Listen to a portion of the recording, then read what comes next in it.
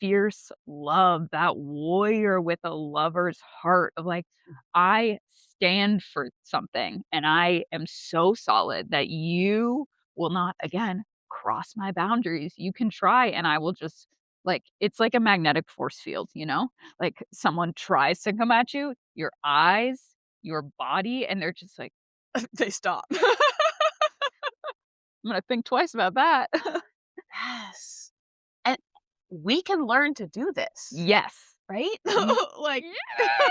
Embodiment is witchcraft. embodiment is so powerful.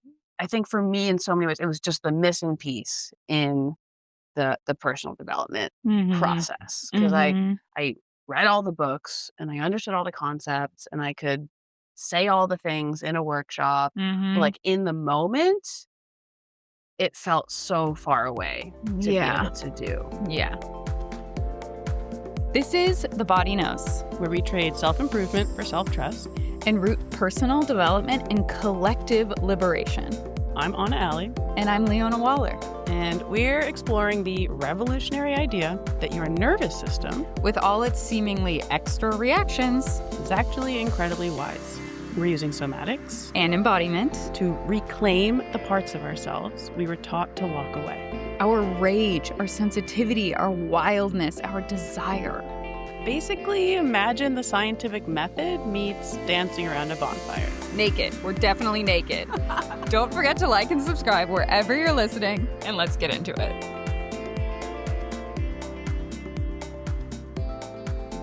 So, we had a podcast that went viral. Our first viral podcast.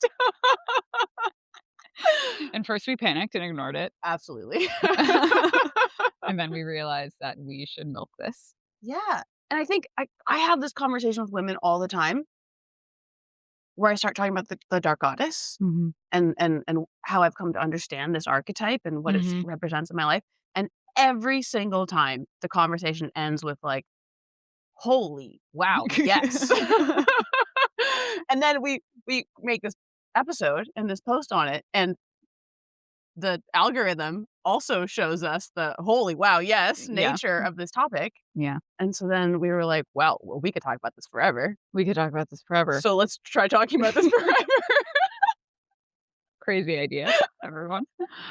But it took us a little while to figure out an accessible doorway Yes. because the topic of the dark goddess is so vast. Yes. She is the entire ocean. She is every storm. She is a volcano. She is a rainbow.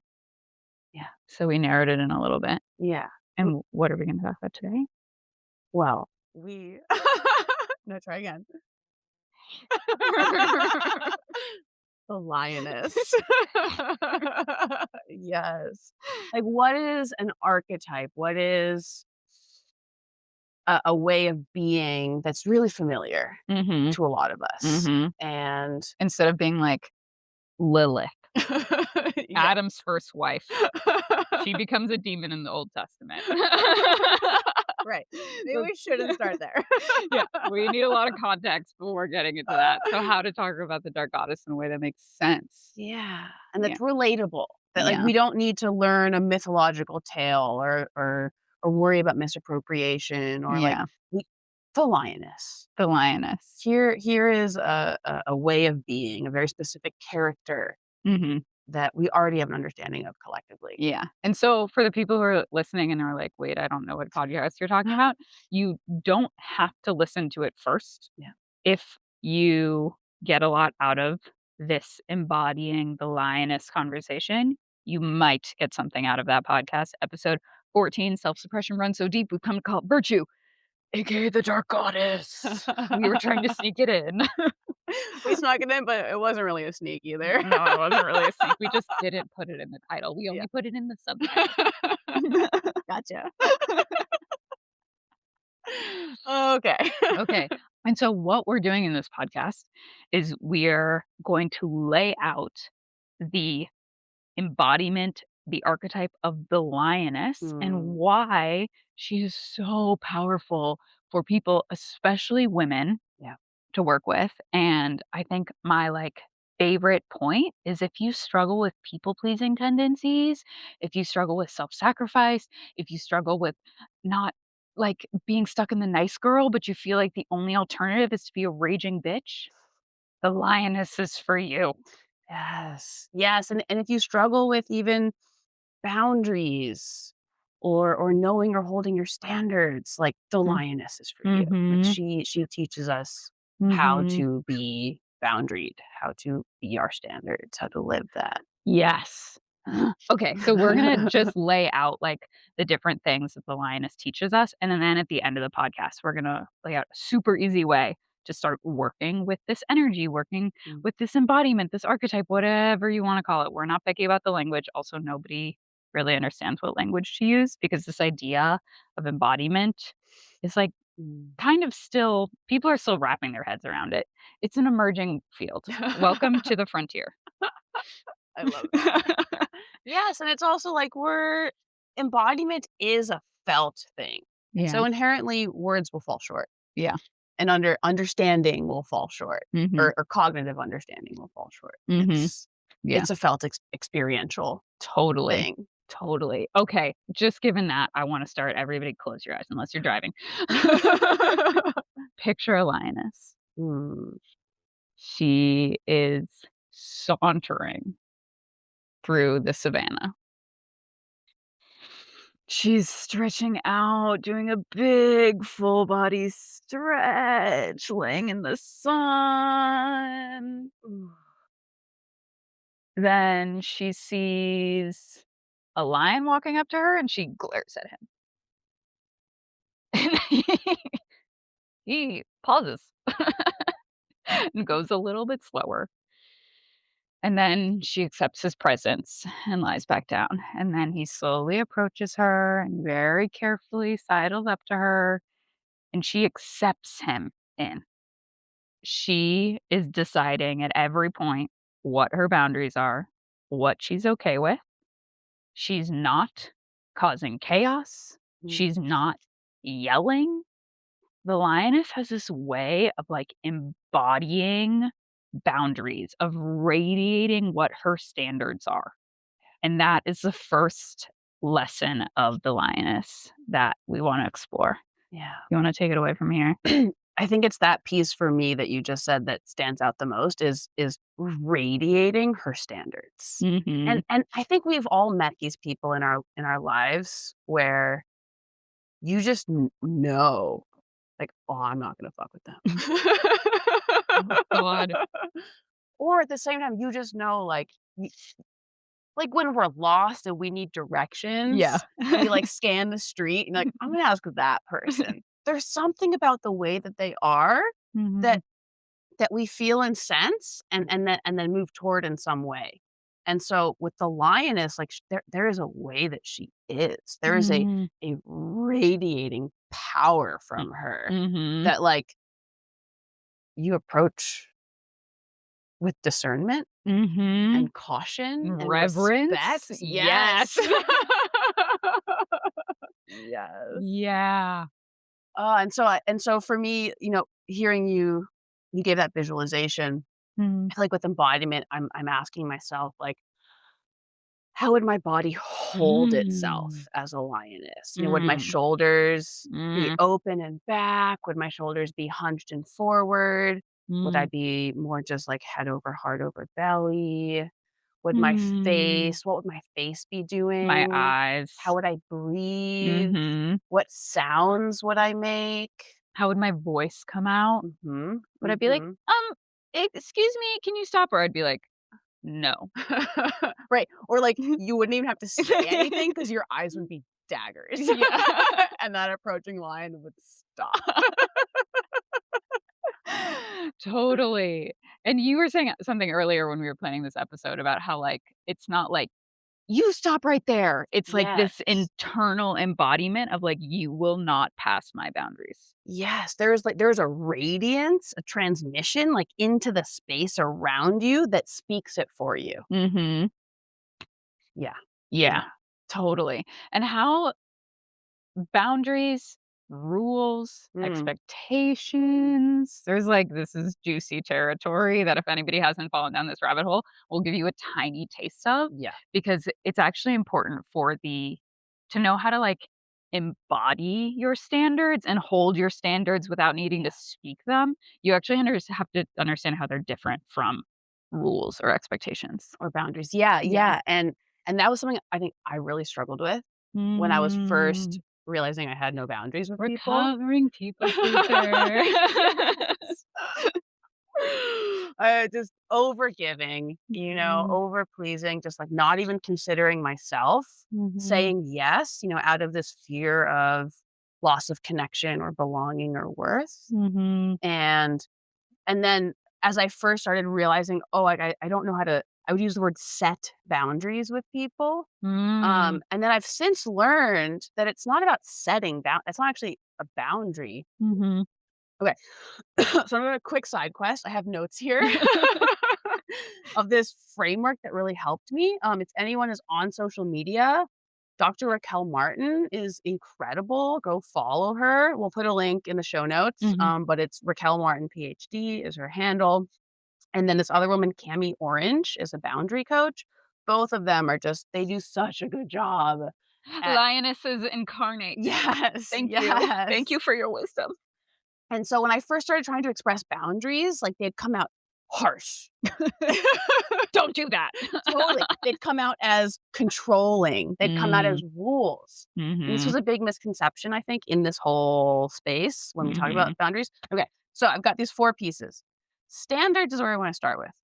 What kind of behavior do I allow in my life? mm, Um, Boundaries are shaped by our values mm, and they determine the qualities in our relationships mm. that we allow into our life, who we keep close and why, if we're respecting our standards. This is a big How many times are we not one. respecting our own standards? We're letting in someone who doesn't respect those standards Yeah, over and over and over again, and yeah, we're trying to explain to them, "No, no, no, that's a boundary, you can't cross that." But we're not just being like, "No, that's not allowed, and yeah. I will no longer have you in my life."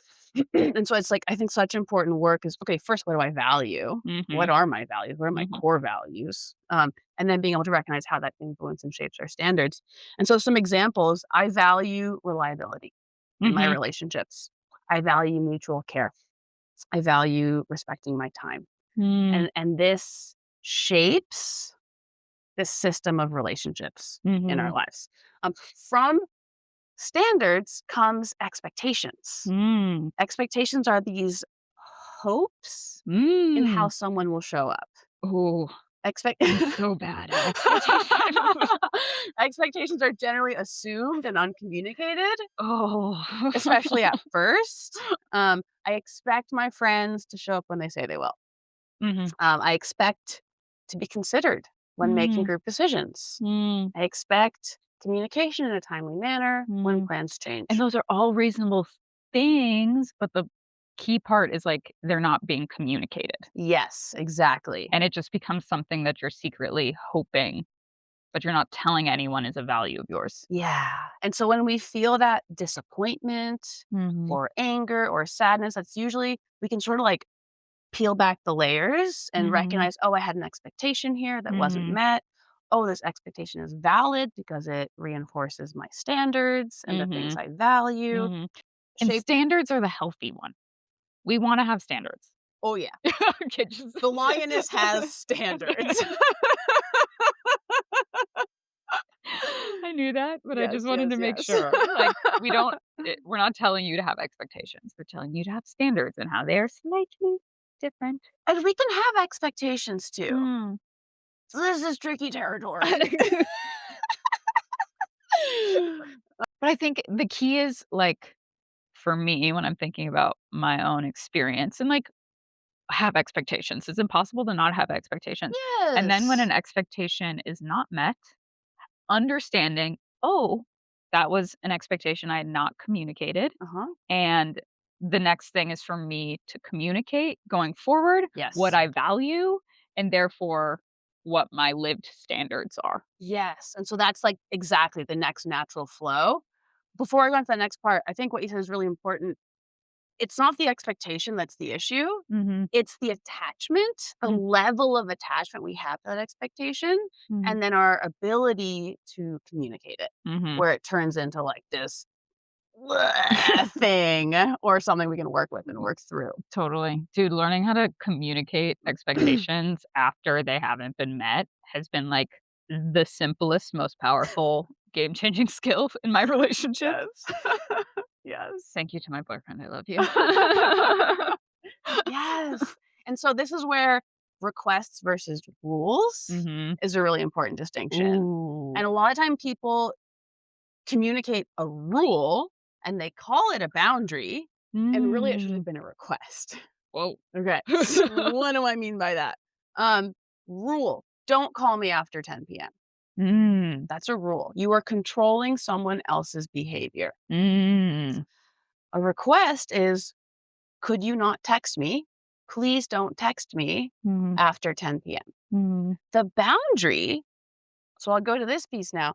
Boundaries are about your behavior, not controlling the other person's. Mm. They So boundaries, like, come out of standards. Yes. Got it. Yep. So we've got standards, expectations, and then boundaries is Mhm. that next like natural rolling piece. Mhm. They are enforceable by you alone, Mhm. and they don't require compliance from others. Mhm. They're about how you show up. I don't respond to texts after 10 p.m. Boom.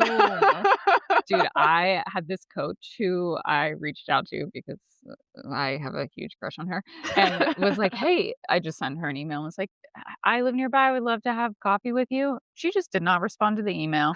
She just she does not entertain requests for coffee from strangers. Yes, And I was precisely. like, "Oh." I love that.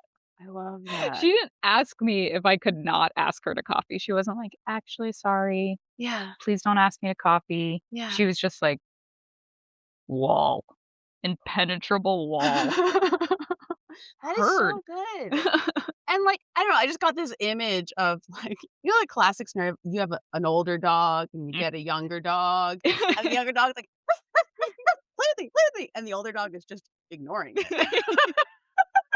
And then when it, like, bites its tail, it just glares. Yes. Yes. Just eyes of death. Yeah, and so, like, I think we live in this culture where we're also there's so much pressure to respond and communicate and Mm. always say the right thing in the most Yeah. perfect and sometimes it's like, actually, if a random person walking down the street calls for my attention in some way, I don't have to respond. If you've been conditioned as a woman in this society, I want you to hear that again. Fuck yeah. And, like, I can't tell you how, like, even still, there's a part of me that's like, "No, that's rude. Yeah. No, that's mean. No, Yeah. that's disrespectful. No, I should give them my time in some way because Yeah. they reached out." Yeah. And it's, "No, no." Yes. And Boundaries. boundaries. Mm. Boundaries. And so other examples, if I feel overwhelmed, I take space from the conversation. Boundary. It's So about mature. I think you can recognize a boundary because you're just immediately like, "Damn, that's really mature and sovereign of Yes. you." Oh, and there's like a good segue. At some point, we'll talk about these different stages of dark goddess work, Yes. and a part of those stages is it comes out sideways, it comes out Yeah. harsh, it comes out Yeah. backwards, Yeah. like as we're learning to do the It thing. comes out as like, "Now we're gonna have a full fight about this," when I just could have, like, given you a side eye and walked away. Yes, yes. I could have just said, I can only have conversations when I have the capacity, Wow. instead of like a you do this thing, you're crossing my boundaries. One time someone told me it was a boundary of theirs that I had to respond to their text messages. Yeah, there's a great example. A boundary is not about controlling someone else's behavior. That is a I rule. blocked them. Yeah, there we go. There we go. Yeah. And so boundaries don't control someone else's behavior. They clarify how you behave. Yeah. Mm. Um, and then to go back, I think I just want to say requests are about turning expectations into healthy communication. Hmm. They're not rules. Mm. They're not about controlling someone's behavior. Um, Requests keep agency intact. Mm. Ooh. Ooh. Requests keep agency intact. Your And their sovereignty. agency is intact. And their oh, wow, it's so loving. It's so kind. Yes. Yes, it comes from respect and care. Yeah. Requests are like, I respect and care about you, and I respect and care about me. Ooh, Prentice Hemphill quote: boundaries are the distance at which I can love you and me simultaneously. Yeah. And like, it comes from love. It Yeah. comes from care. It comes from Yeah. agency on two individuals' parts. Yeah. And we communicate from this place. Mm. I love all of that.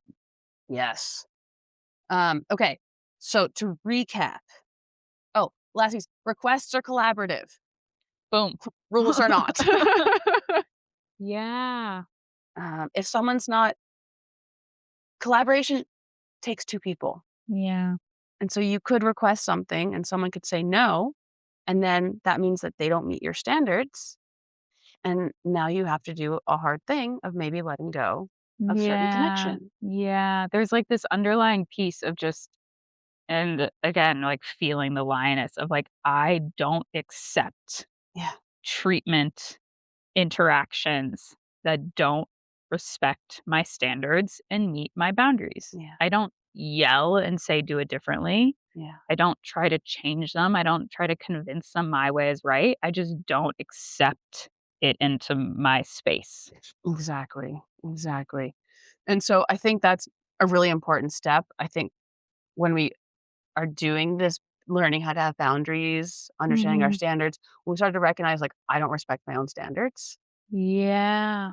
Okay, Oh, the work starts here. It's yeah. not about working with the other people in your life. It's Yeah. about, how do I learn to respect myself again? Yeah. How do I learn to love myself? How do I learn to Mm. care for myself? Mm. And if I can't do that for myself, then I can't Mhm. expect myself to Mhm. allow others into my life who will do that as well. Mm.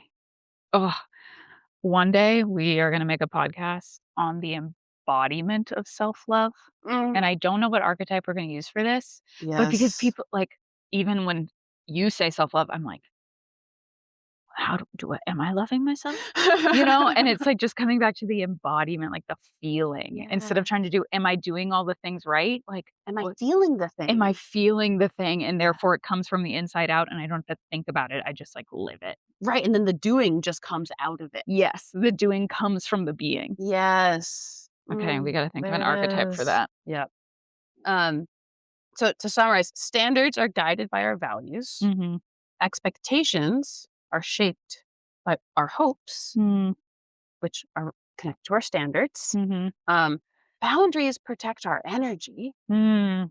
and then requests invite cooperation in the shaping of these three things together Mhm. in a relationship. Mhm.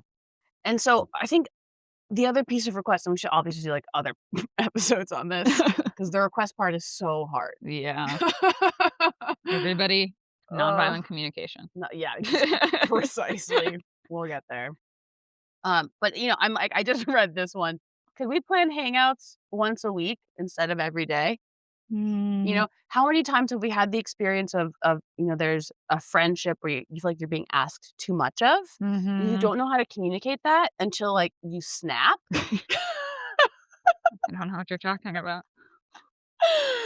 and you're like, I need you to leave me alone. I need you to give me space. Mhm. And it's like, okay, I need you to give me space. Okay, I'm controlling your behavior. Yeah. Like we're already we're in rule territory. Mhm. And so much time that happens because we skip the steps of connecting to our values, our standards, and our Mhm. boundaries. Mhm. So we feel the need to set a hard rule. Mhm.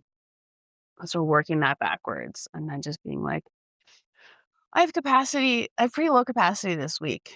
I really want to hang out with you. I think it can only be once. Mhm. Wow.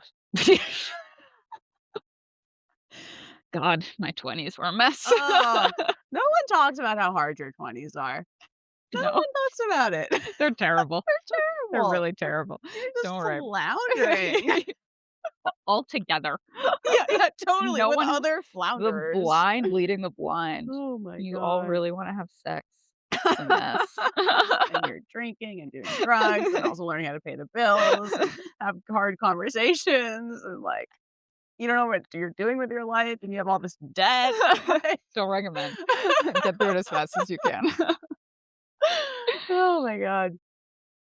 So yeah, and so I think it goes back to okay, cognitively understanding all of this is key, but then how do we embody it? Yeah. And that's the being so that the doing comes naturally from it. And Totally. at first we practice the doing from this cognitive conceptual space, but Mhm.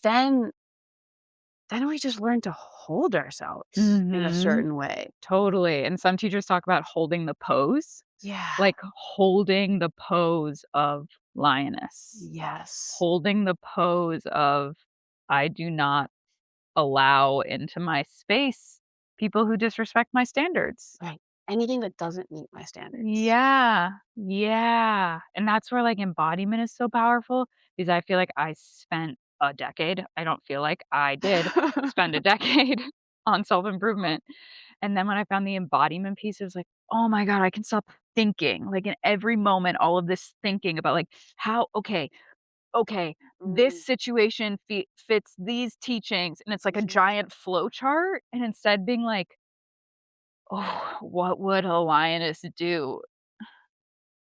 Get the fuck out of here. No, thank you. Leave them on red."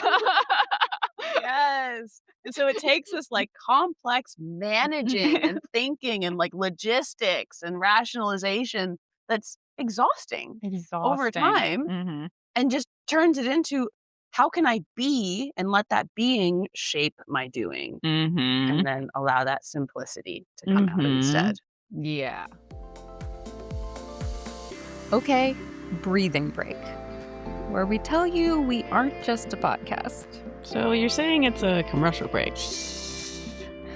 Yes. We also run programs around everything we talk about on this podcast. Workshops, online courses, basically spaces where you can actually experience the transformation we talk about on this podcast. Are you breathing? If you want to stay in the loop, get on our email waitlist. The link is in the show notes. Inhale, exhale. Now back to it. So, another aspect of the lioness that I think we can all connect to is like the fierce lover, Mm, like the mother, the yes. protector, but also like if you live under a rock, maybe you haven't seen this video. Maybe it's AI. I don't care. There's a lion that comes up and fucks with a cub, and the lioness just and like doesn't tear him apart, but just like Yeah. puts him in his place. Yeah. And what I love is that sometimes we think of like fierceness and love. I don't know why it took me so long to think of those two words as being so far apart. And like instead they're totally interwoven. And I think about like activists. I think about revolutionaries who are just so fiercely devoted to their cause, to their groups of people, to the planet, to like ending injustice and that fierce love, that warrior with a lover's heart of like, I stand for something and I am so solid that you will not again cross my boundaries. You can try and I will just like it's like a magnetic force field, you know? Like someone tries to come at you, your eyes, your body, and they're just like, They stop. I'm gonna think twice about that. Yes. And we can learn to do this, Yes. right? Mm. Like Yes! Embodiment is witchcraft. embodiment is so powerful. And so if you're hearing us and you're kind of like, "What?" We don't blame you. We were once there too. Very much, deeply so. Deeply so.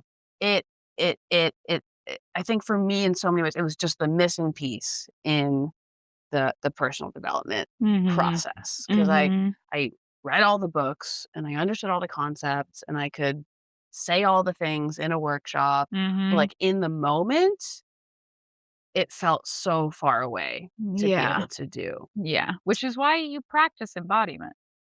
Yes. And we're gonna get into that at the end of this episode, but you don't just try to turn on your lioness, like, when you're in a bar and someone is, like, harassing you and your Yeah. friend. That's not the Yeah. first time that you're like, "I'm gonna try this on," and you're like Not at all. I mean, It could work. it would probably still scare them away, It could honestly. work. If you Yeah, did yeah. it weird enough, you've seen those Instagram reels, it works. Oh my god, they're so funny. Yes.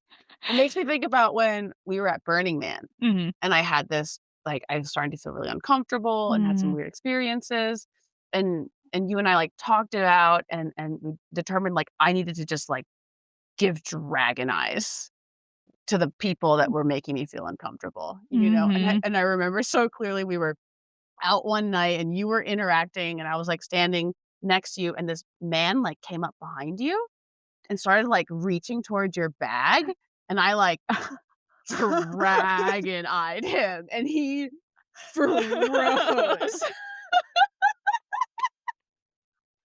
And, like, literally froze, and then finally, like, held up his hands for me, and there was this tiny little rubber duck, and he had this, like, really funny accent. He's like, "It's just a little ducky. I just put them on people's things when they're not looking. It's just a rubber I still have it. Anna allowed it. ducky." And then I, like, gave him a nod. You know, and he, like, put it on and ran away.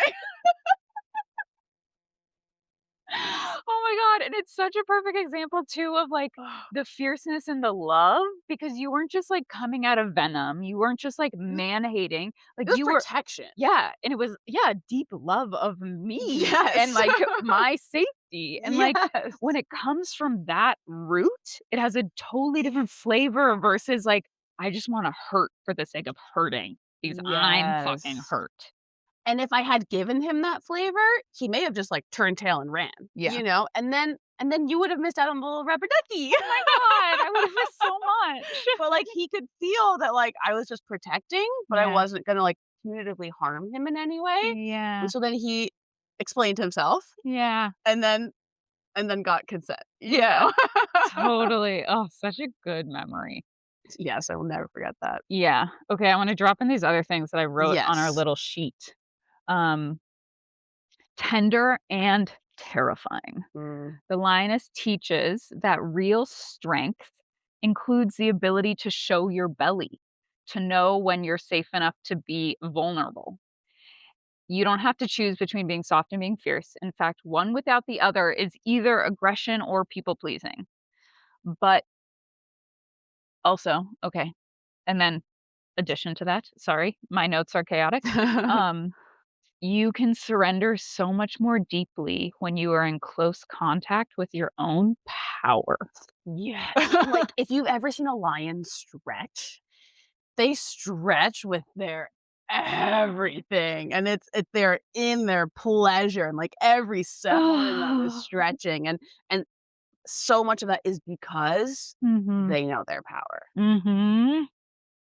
and so they're able to deepen in that way Yeah. into that surrender, into that pleasure Ugh. because of that. Yeah. Wow, this also just gave me such, like, a visceral flip between for a long time, I, like, felt like a rabbit in the world, like, jittery and fast, and, like, I would literally just run away from situations that I felt uncomfortable. And, Yes. like but at the same time, like, craving this, like, deep surrender Mm.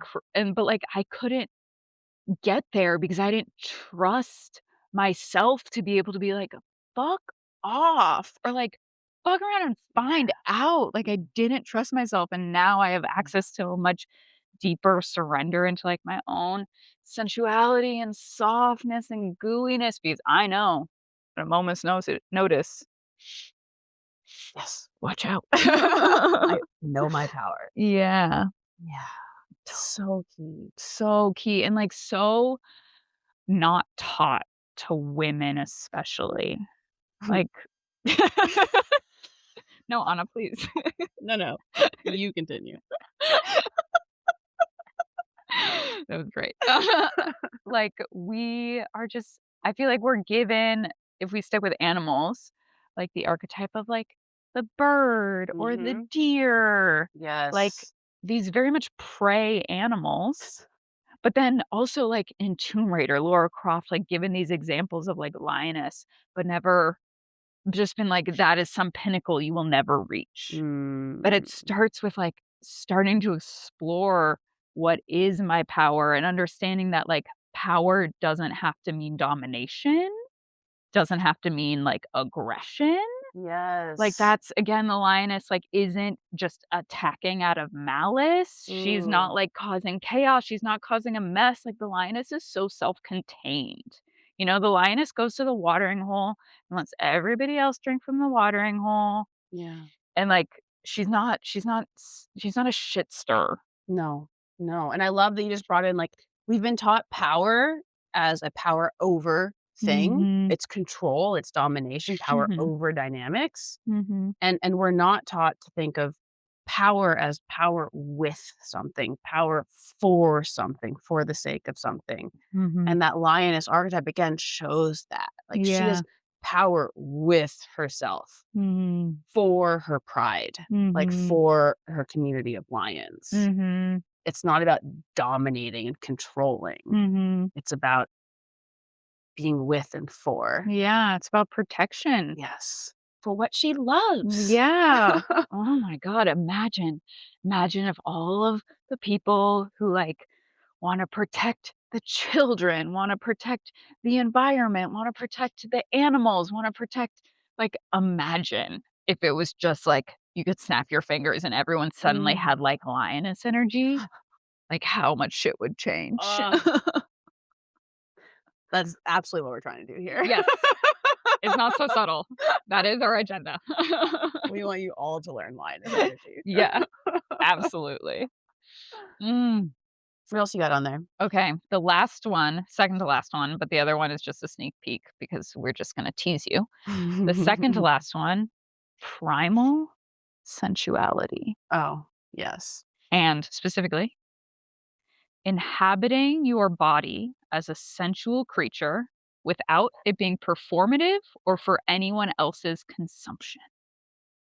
Oh, yes, and think of, like, that lion stretching again and, like, the pleasure you see her in. She is not performing. There's No. no male gaze that she that she is like, "Look at me and my pleasure.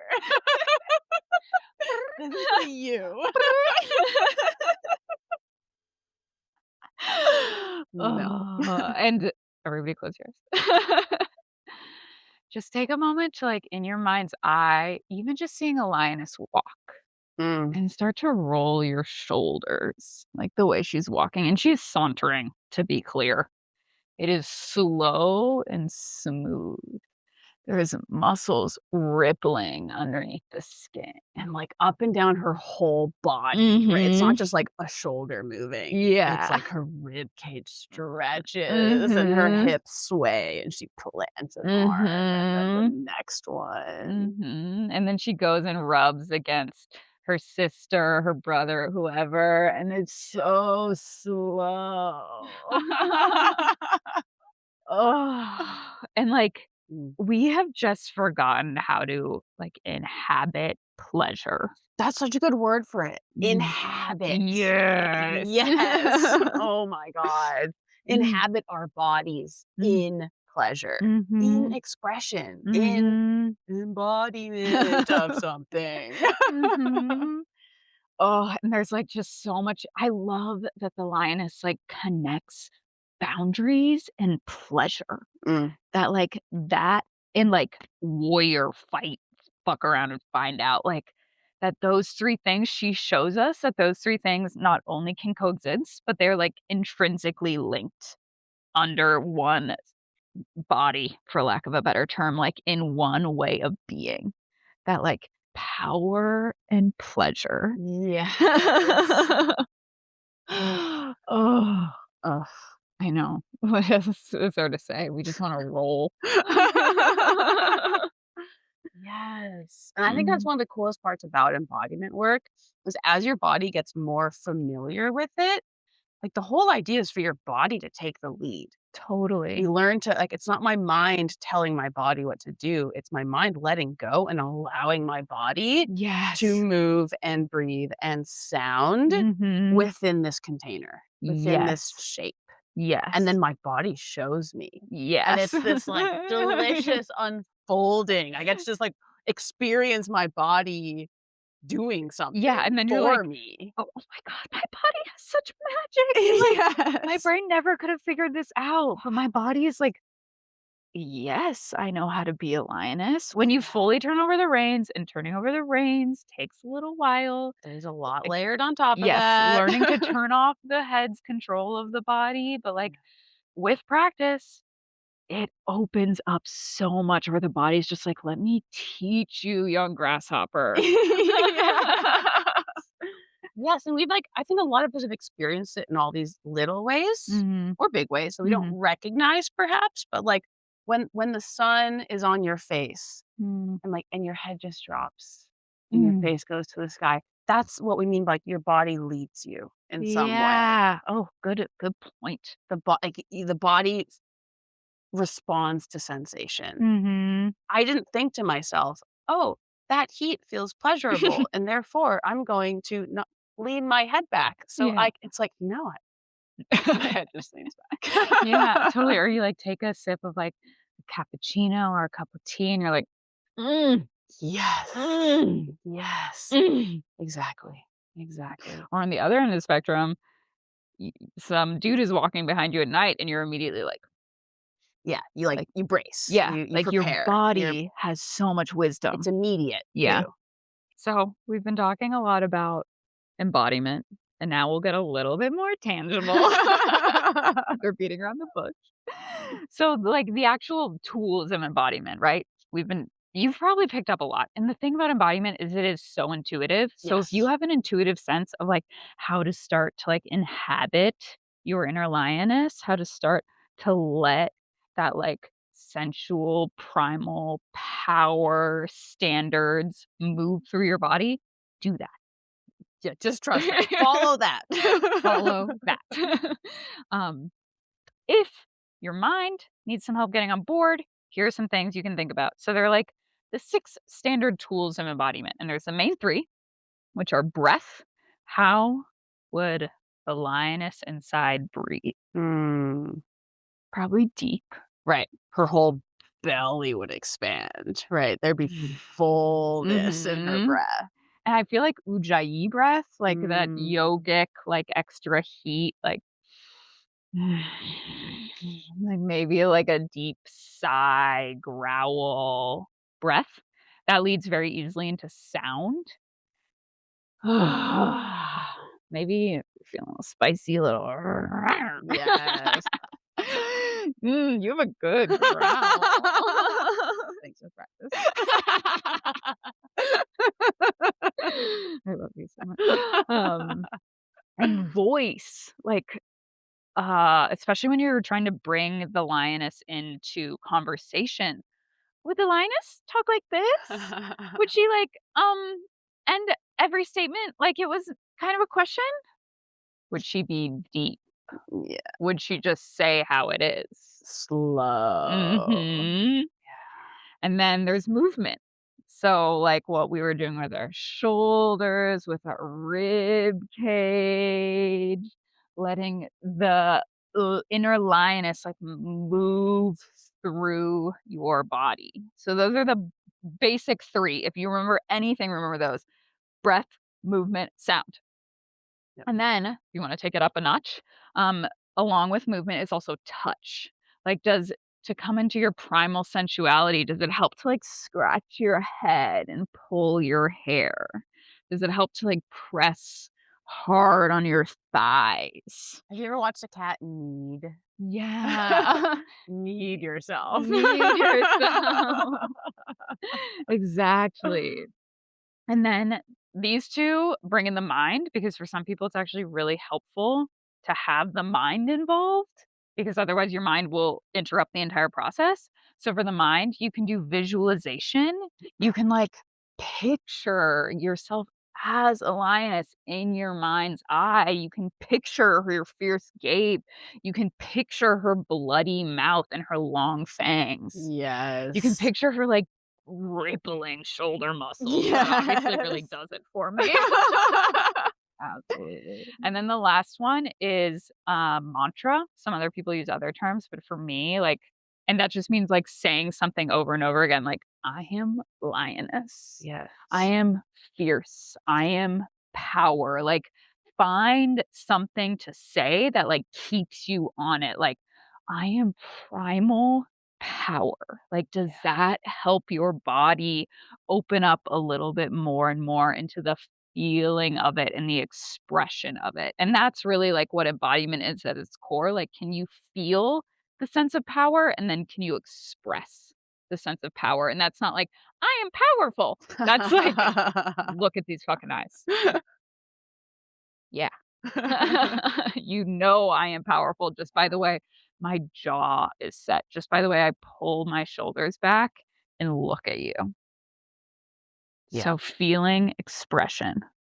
Yeah, and I love with the mantra, find words that have a feel to them, that Yeah. have a quality or a texture or a flavor or a whatever. I like the word quality. Like Mhm. you said, fierce Mhm. or protector Mhm. or sturdy Mm. or like rippling. Oh, yeah. And then say those words to yourself. And as you say them, the invitation is body, move me, sound me, breathe Mhm. me to these words. Let Mhm. these words be the guide between the mind body that allows me to become the expression of this thing. Exactly. And so, like we were alluding to earlier, in practice, you like see how far you can give yourself to Mm. lioness. And we Find your edge. find your edge. See, can you roll around? Can you rub against your bed? Can you stretch on your carpet? Like, can you roar at something or at least snarl? Practice your snarl. Anna's Yes. got hers down. Practice. You want a sexy snarl like that. And the point is that like quite neuroscientifically, quite literally, you are creating the synapses in your brain so that you have access to that feeling and that expression, and you wanna make those synapses thick and strong so that when, like, you are ready to call lioness forward, she is fucking there, and yeah, when you're in a board meeting, you're probably not rolling around on the carpet or snarling, but, like But you've practiced it enough that your body knows how to hold that energy now. Yes. Yes. And that's how you go from practice to radiating a way of being. Exactly. That's like some people use it like pressing it through your body. So, like, Yeah. you don't have to explain, like, "I am being powerful and I am strong." You just radiate. You are power and strength. Yeah. Yeah, exactly. And to help you do this, we have made a lioness playlist. Be Sound and music really helps us. Oh, It's not everyone's thing. yeah. This is all we got for you today. Yeah. It helps it so like, yeah, if you're anything like me, one, it makes a container for me, so when I'm, like, listening, I'm like, "I'm gonna listen to 2 songs, I'm gonna do this for 2 songs long," and that helps me give everything to it, and it's so immersive that I can, like, fall into it, and my brain's chatter isn't so loud. Yeah. Yeah. Another quick interruption from your regularly scheduled podcast. The Body Knows is brought to you by Absolutely no sponsors, no corporate backing, no one would take us. just us, two women. Who are slightly obsessed with the radical idea that your body and emotions actually aren't broken. If you're enjoying the show and want to help us keep it going, you can buy us a coffee at ko-fi.com/thebodyknows. Funds go towards better recording equipment, giggle resupplies, and the occasional emotional meltdown. The link is in the show notes. Okay, where were we? Yeah, and so with the sound, with the music, the invitation there is to start by like asking your body to move in some way. And if Mhm. that doesn't feel accessible enough, try to imagine what that movement could look like and give it a try. Yeah. And it can be so small. And like, especially with the lioness, like she has a lot of subtlety to her, but it's like the power behind the movement. So, you know that feeling when you're fighting against your own movement? And so you move super slow, but all of your muscles are engaged and you're like, but you're pulling against yourself. Like it doesn't have to be big. We are not embodying a tornado. We are embodying a lioness. Yes. So you can let it be so achingly slow. Right. Go slower. Yeah. Try it. You might accidentally get turned on. Sorry, not sorry. Absolutely not sorry. Primal sensuality.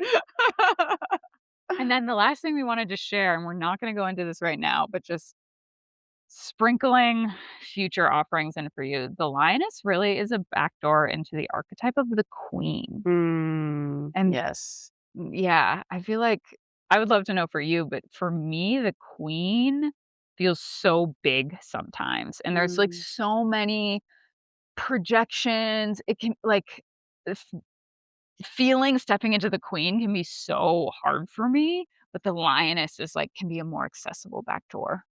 Absolutely. And it almost makes me think like lioness is so animalistic that there's not these conceptual notions added into like Yeah. the queen that reigns the people. Yeah, that- totally. You know? Is she a kind queen or is she a mean queen? Exactly. Is this like a colonialist queen? Yeah, Is this, like, exactly. Is this an indigenous queen? right. Would they have a queen? Yeah. Does that concept? Am I? Oh no, I don't know what to do or be. Lioness. Yeah, because that like the female flavor of sovereignty. That's the word that I keep coming to. Yes, sovereignty, agency, like Mhm. standing in my personal power Mhm. as me in my wholeness Mhm. for me and for the sake of love itself. Mhm. Mm. Yeah. More. So Please. we will. Yes. And please, if you're listening to this, comment wherever you are and let us know if you want us to like work to describe an archetype or to like get into like what is the anecdote, right? We said the lioness is really good for people pleasing and for setting boundaries. If you're like, I'm struggling with this piece, like let us know because sometimes it feels like we are talking into the void and we will continue to do it, but it's really helpful to get something back. Tell us what you want. Please. We will serve you. It's a bit of a kink. We're into that. It's consensual, we swear. And there's an infinite number of archetypes and an infinite number of ways to work with this. Yeah. And like give us a thing, we'll show you how. Yeah. It's powerful. Yeah. More. Thank you so much for listening to The Body Knows. If this episode helped you breathe, reminded you you're not broken, Or maybe awakened a long lost part of you, subscribe, leave a review, share it with someone who needs it. and then come back for more. Because the body is a universe of pleasure and power. And we're exploring the whole damn thing.